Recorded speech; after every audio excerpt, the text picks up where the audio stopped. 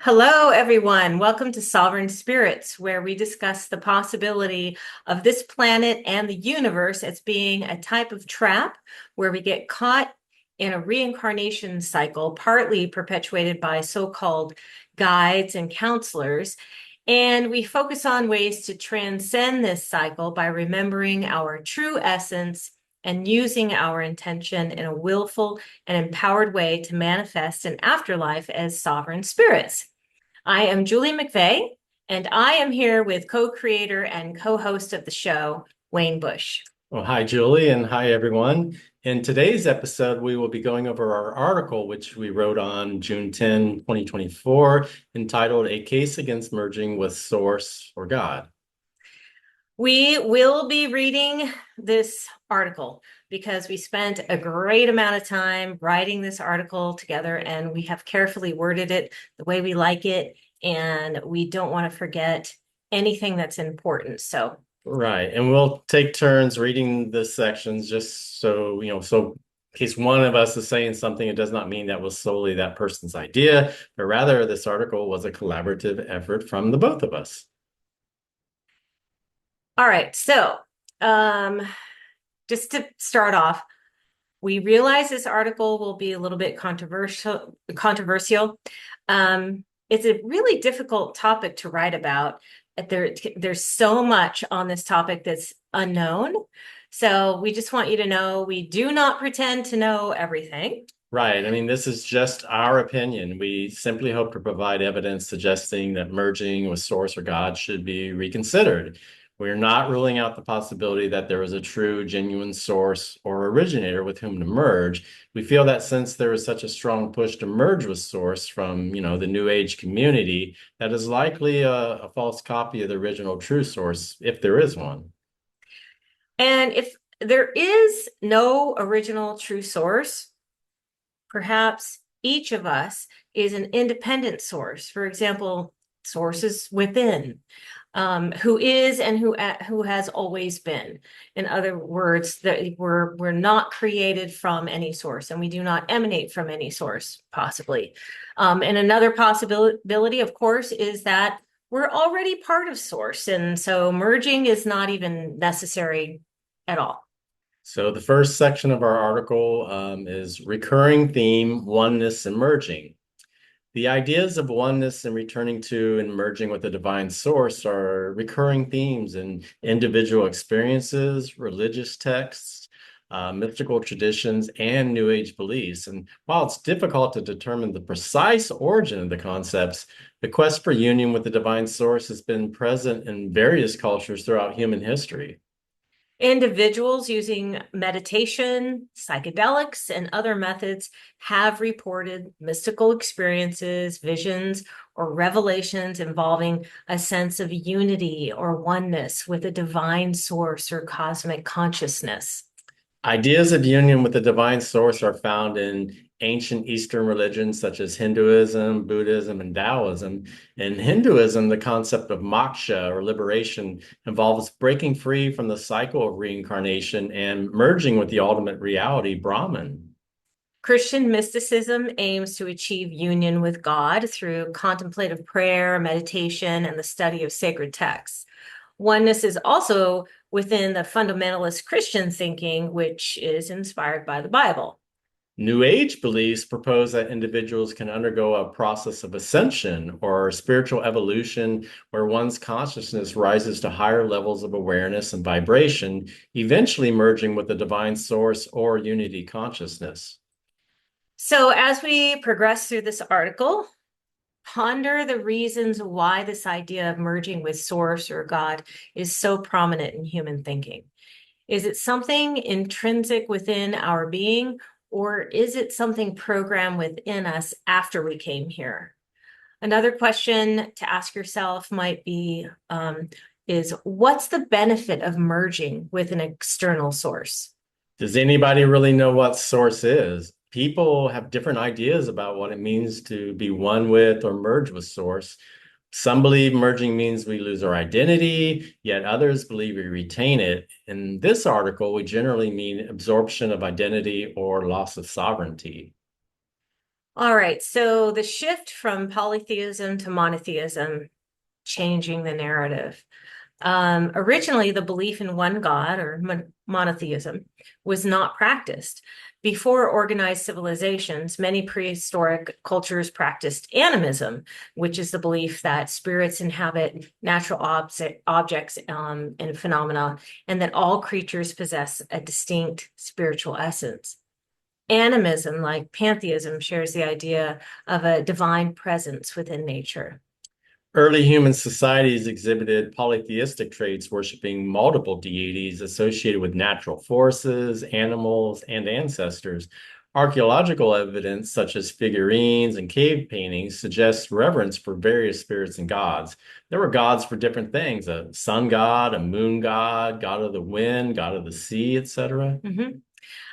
For example, in Sumer, the earliest recognized civilization, Enlil was the god of the wind or storms. Enki was the god of wisdom, water, and creation. In Egyptian, Greek, and Roman mythology, there were also multiple gods worshipped. Pantheism is the belief that the divine and the universe are identical. That is, all is God and God is all. Is this a type of oneness? Although Hinduism has both polytheistic and monotheistic elements, pantheism can be seen in the early Vedic texts of Hinduism and more explicitly in the Upanishads. The emergence of monotheism marked a significant shift in religious beliefs. The acceptance that there is only one God to worship helped set the stage for the eventual promotion of merging with one God. Pharaoh Akhenaten is often credited with one of the earliest instances of monotheism by promoting the worship of Aton, the sun disk, above all other gods and suppressing traditional polytheism. Yes, similarly, the ancient Persian prophet Zoroaster founded Zoroastrianism, one of the world's oldest monotheistic religions, which influenced later faiths such as Judaism, Christianity, and Islam, particularly in concepts like the battle between good and evil, judgment after death, and the messianic figure. In the Hebrew Bible, the Old Testament, Yahweh or Jehovah is presented as the one true God. Key declarations including, I am God, the only God there is. Besides me, there are no real gods, Isaiah 45:5. And the first commandment, you shall have no other gods before me, Exodus 23. Both of those affirm this monotheistic belief. The point is, things did not start off with monotheism. There was a progression of thought moving from animism to polytheism to pantheism to monotheism. Why is that the case? Was there a deliberate attempt to shift our thinking toward believing in one God? All right, the next section we want to talk about is this idea that we are disconnected, but from what? Sentiments of oneness certainly sound very nice, but why does it sound so nice to us? It may appeal to us because this universe is set up this way, but what else could this appeal to within us? The heavily pushed narrative, of oneness and merging is very effective because it attempts to satisfy one's feeling of being disconnected. New Age philosophies and some Eastern religious teachings tell us our feeling of disconnection or separation from source is an illusion. Right. These teachings mainly come from channeled messages, for example, deities, angels, ETs, ascended masters.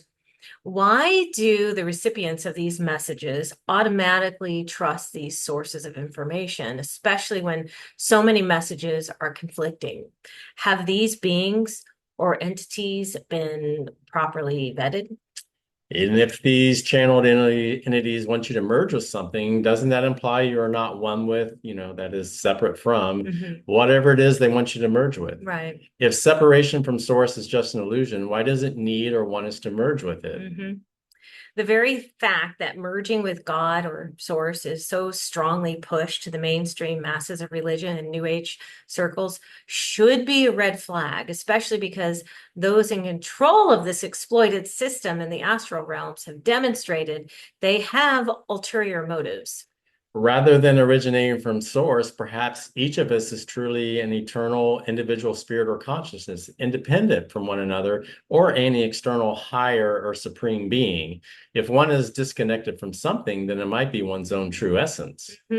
Why wouldn't we feel disconnected when we've lost the memory of who we are and why we're here? No.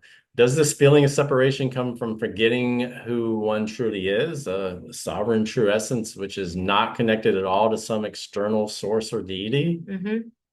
So the next section we would like to discuss is the New Age movement. So far we've looked at the recurring theme of oneness and merging, the shift from polytheism to monotheism, and the idea of separation from source.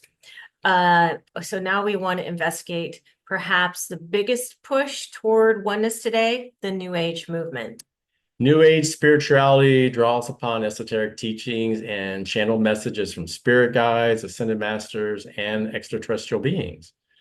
While New Age spirituality often emphasizes the oneness of all beings and the underlying unity of existence, it also stresses the concept of the God within, suggesting each individual possesses a divine spark of God.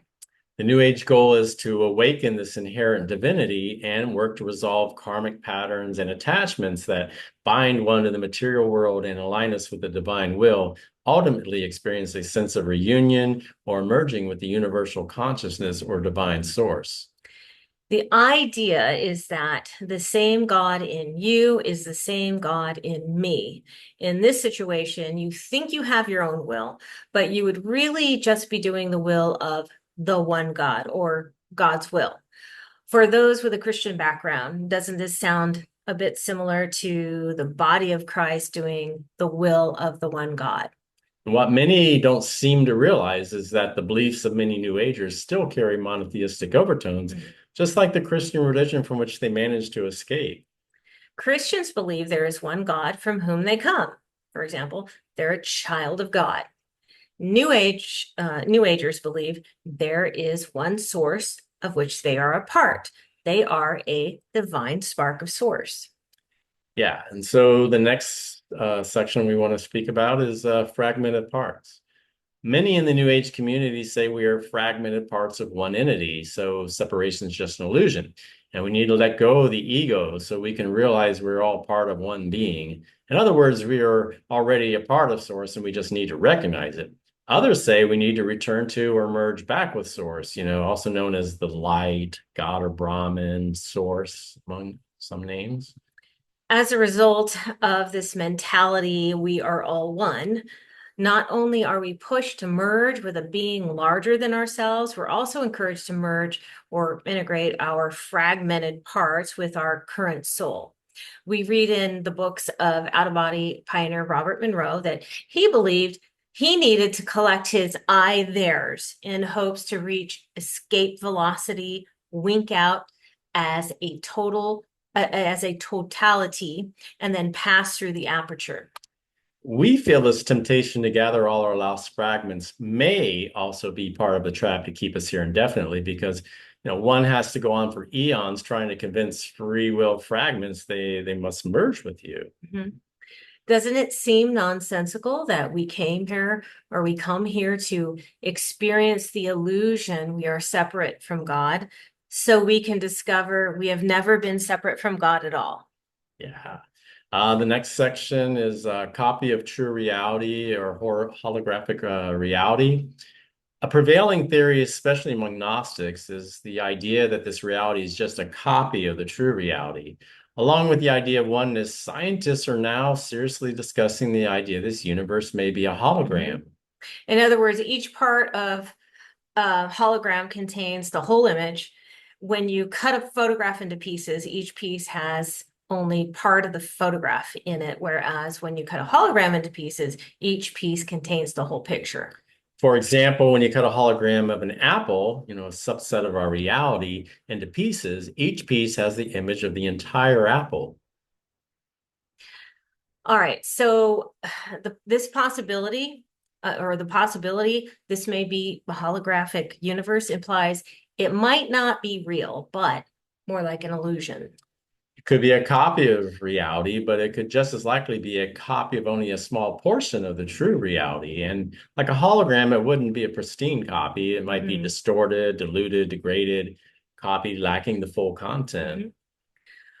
So now we're going to go into NDEs and the idea that there's a super entity that's growing bigger and bigger, possibly through our sacrifices.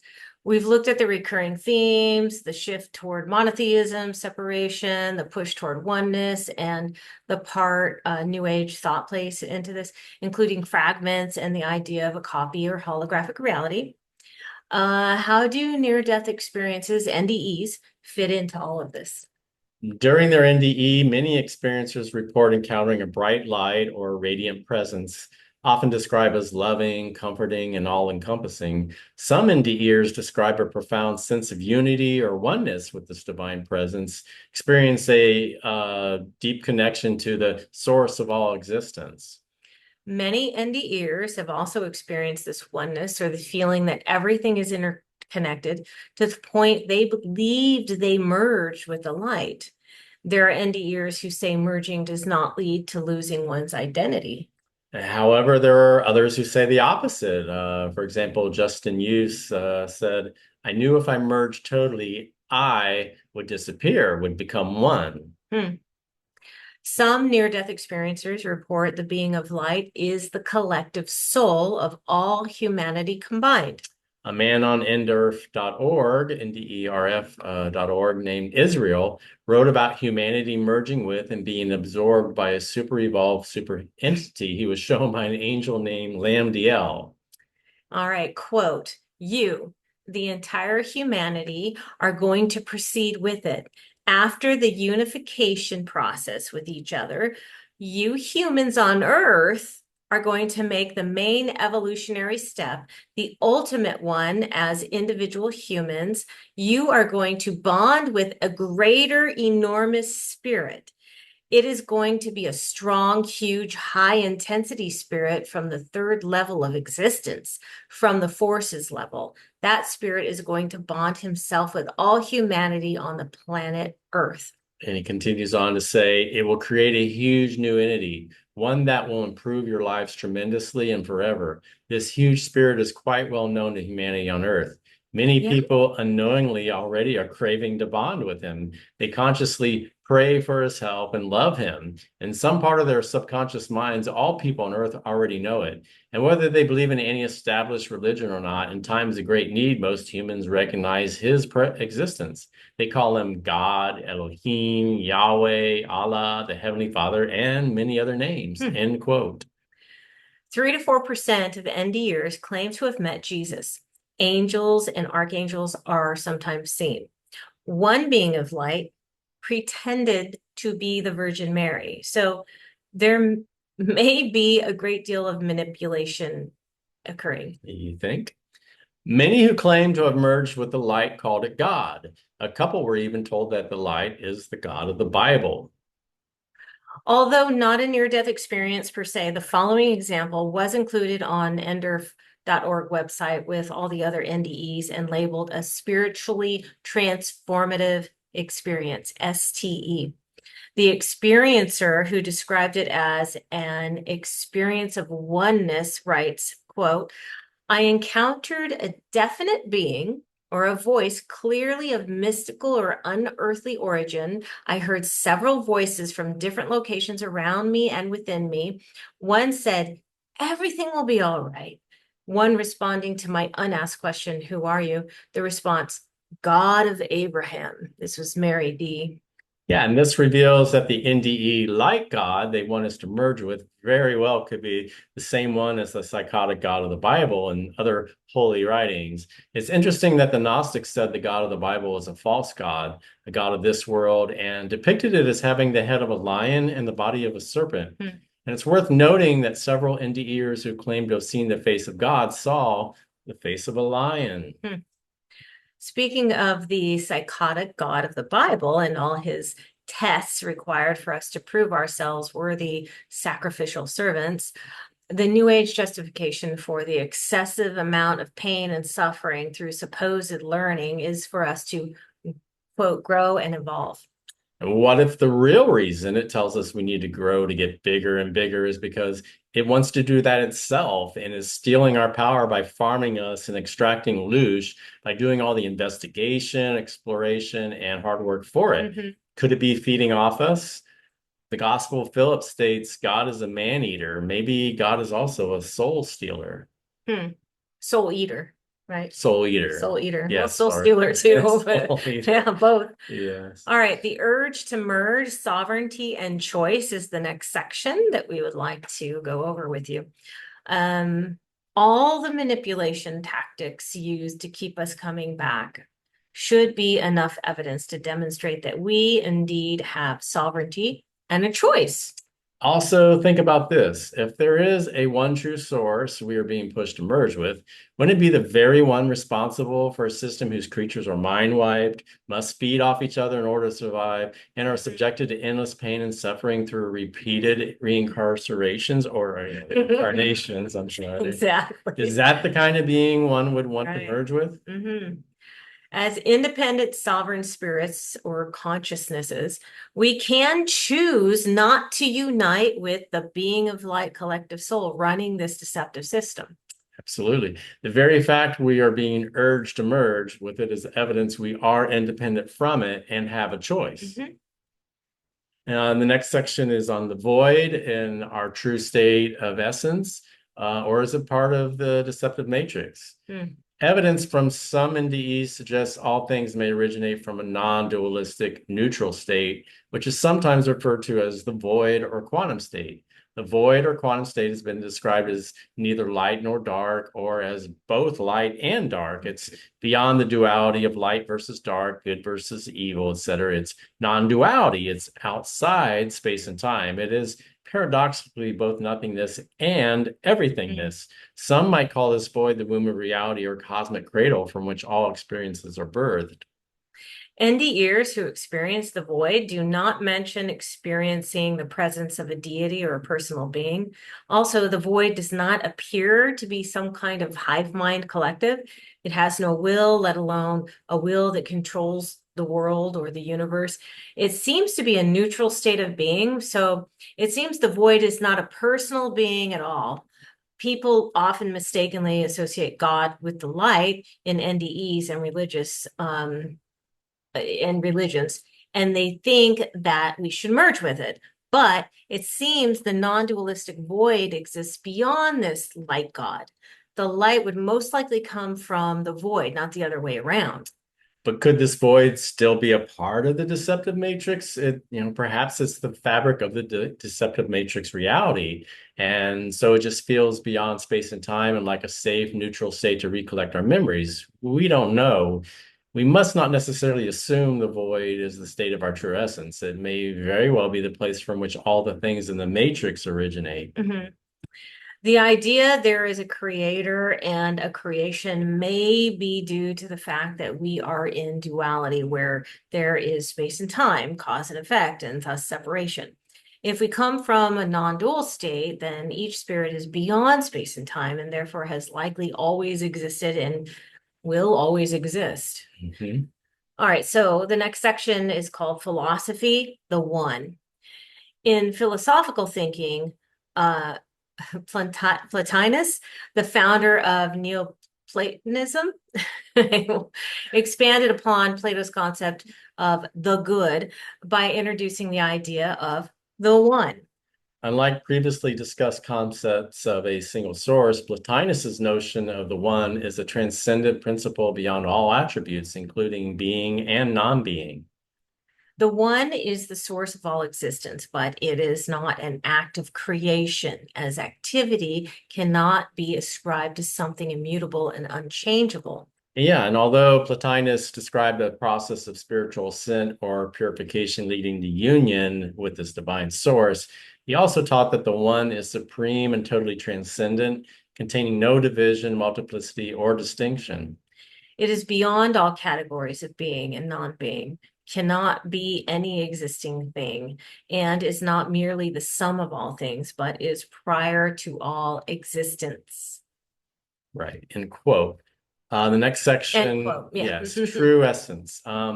As part of a consensus reality, we have to work together as one to make much of anything significant happen. We feel our true essence exists outside of any consensus reality, though. We are participating in an unnatural construct foreign to our natural state as eternal unlimited spirits. Our intention is impacted by others' intentions. Our intention is only one small portion of the entire whole. Right. We can't instantly manifest whatever we want here because it's only one small voice in a sea of voices. We're not convinced one's true essence comes from or is part of an external source or being of authority. We're also deliberating over the idea that one's true essence may not come from a oneness from which we're all a part, whether you call it a fabric of reality or a void. We suggest one's goal should not be to merge back with an external source of authority, but to once again remember and empower one's true essence, an eternal sovereign spirit without limitations. We feel this is the best course of action to take. If we're wrong, setting our intention to remember our true essence will still lead us back to source. And if it doesn't take us back to source immediately, we will always have all eternity to merge back. And if we're right, we will be free rather than potentially be absorbed by source or oneness and possibly lose our sovereignty and or identity. Mm-hmm. There is no disadvantage to using sovereignty. If we're sovereign, we will be free. If we're not sovereign, we will remain subject to another authority. If we aren't even eternal, then we won't be around anyway. So we want to touch upon language and transhumanism. Here are some current well-known terms of unity trying to persuade us that oneness is the spiritual evolutionary path to take. We are one. World soul, universal mind, the universe, the global brain, Gaia consciousness, collective soul, Christ consciousness, united in Christ, body of Christ, and bride of Christ. Even terms like collective unconscious, higher self, the oversoul, these speak to the oneness movement. Also, oneness is found within language. Pan, which means all, has become a name associated with the devil. The source is also called all that is, the all or all. Look at the many terms and phrases that are used, all for one and one for all, the law of one, one world, we're all in this together. There's the Borg hive mind and, united we stand, divided we fall, etc. To further demonstrate, we may have bought into the wrong idea of our spiritual origins. Consider the terms or language we have been taught to use for these ideas. Yeah, I mean, they want us to believe we were created by some supreme being or that we originated from source. That is Saurus, which is Greek for lizard. Source. Say it out loud. It's almost identical, which kind of brings to mind sorcerer or in a computer source code. Right. It's also interesting to note that the word God, G-O-D, has a homophone God, G-A-U-D, which means a cheap, showy trinket. Yeah, trick, jest, sport, deceit, fraud, or artifice. Artificial. All right.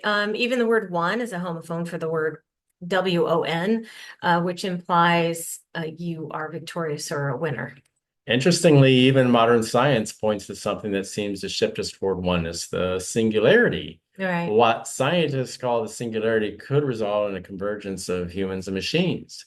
When we currently have efforts to link together human brains, which could lead to maybe a hive mind. Some proponents of transhumanism push for us to become cyborgs. All right, we'd like to conclude now, and just the oneness movement is growing, clearly. Now, is it because humanity is spiritually evolving and beginning to finally realize the truth of our origins? Or is it a distortion of truth to keep us under submission to an authority outside of ourselves? Religions like Christianity teach that due to the fall, we are separate from God. So we need to return like some prodigal child, we're a child of God. The New Age community teaches separations and illusions. So we need to awaken to the truth. We are one of source, that is, we're a divine spark of source. Or maybe both are wrong. Maybe there is no God with whom we're separate. Maybe there's no source with whom we're one. Possibly. Maybe we're each individual separate spirits or consciousnesses without beginning or end. For example, source is within. Why did we come here in the first place? that's unknown. I mean, so much is unknown, but Mhm. whatever is being pushed by mainstream thought needs to be seriously evaluated. For those who were tricked by religion, don't be now tricked by New Age thought. Maybe they are two sides of the same coin. When the religion net doesn't catch you, the New Age net will be there to pick up the pieces. If the Bible is correct and there is a God, who would want anything to do with this psychopathic, judgmental, True, genocidal, narcissistic, vindictive God, let alone merge with it? true. Likewise, if the New Age teaching is correct and there is one true source, who would want anything to do with a source who designed a system where its creatures are mind wiped, must feed off each other in order to survive, and are subjected to endless pain and suffering through repeated reincarnations? Is that the kind of entity one would want to merge with? Furthermore, based on the dubious and spurious information presented to us through channelers, the source they want us to merge with would more likely be a false copy, imposter AI God. Mm-hmm. If we're participating in a consensus reality with billions of others and we feel this reality is off the rails, why would we want to continue to participate by trying to convince the multitudes determined to stay off track when we could just choose to remember being a sovereign, independent spirit? Savior complexes lead to reincarnation. Would you say the other way? Reincarceration. Incarceration. Yeah, that's pretty good. Incarceration. Yeah, One of the main reasons we feel one shouldn't merge with sources because it's being pushed so heavily, especially by, these dubious sources. If you're a Christian who feels you need to unite with God now, or a New Age person who feels you need to return and merge with Source now, then we feel there is no rush because the loving God or Source would always welcome you. right. Like we said previously, if we're wrong, setting our intention to remember our true essence will still lead us back to source. And if it doesn't take us back to source immediately, we will always have all eternity to merge back. It's a long time. We reiterate that we do not pretend to know everything. I mean, this is just our opinion. It's a very difficult topic to write about since much of this topic's unknown. Mm-hmm. We simply hope to provide evidence suggesting merging with source or God should be reconsidered. How can anybody really know what so-called source is and what it really means to merge with it? We don't know what happens after merging. Probably no one does. We acknowledge that merging is unnecessary if we're already part of the one true source, which that could be the case. Also, we are not adamant that if one merges with it, one would necessarily lose their identity or sovereignty. However, given that we could possibly be united with a seriously questionable entity and or potentially lose our identity or sovereignty, Right. potentially, we are not willing to take that risk. Yeah. All right, that sums up our recent article regarding merging with source or God, whatever you want to call it. And we want to thank everyone for watching. This has been Julia McVeigh and Wayne Bush with Sovereign Spirits. If you enjoyed this discussion, please give it a thumbs up. And if you like this type of content, please subscribe, of course. Click the bell icon to be alerted to future videos. And of course, share this content with others to help get the word out. We hope you're having a great day or evening wherever you are. And we'll see you next time. All right. Thanks for listening. Thanks for listening.